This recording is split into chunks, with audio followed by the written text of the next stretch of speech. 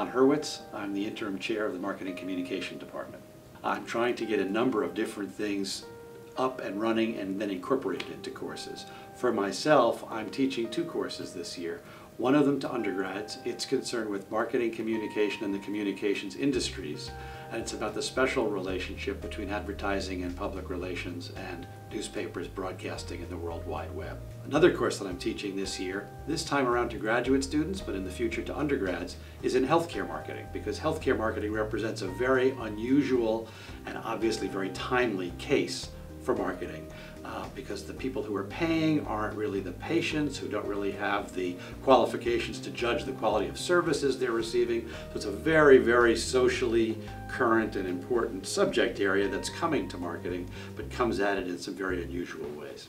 Emerson's been a communications college from the get-go, but the modern era begins around the year 2000-2001 when the Marketing Communication Department was formed as a distinct department. And for the last 10 years, the department has worked very, very hard to really focus on strategic advertising and public relations campaigns, which are usually the products of agencies. Students got quite good at taking that up and then taking it out into agency careers or into other kinds of marketing communication positions on the client side or in the production industries. The interest obviously goes beyond the majors to a number of folks here at Emerson, whether they be in film or literature or comm studies or journalism, because all of these things overlap and cross over at some point. We're located in a wonderful city with really exciting things happening in the general realm of marketing technology right now. So I'm wired into the professional side of the city, and yet it is a city that's built by and for schools, students, and their faculty.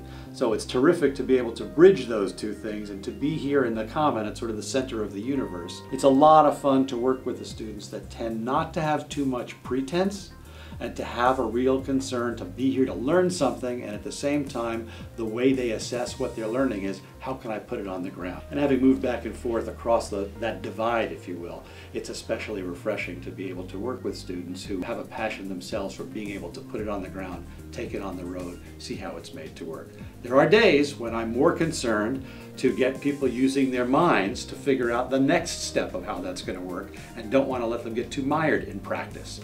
At the same time, it's always good to bring it back in the end to practice and to prepare people to take the first step so they can get on to taking the 5th and the 6th and the 7th step.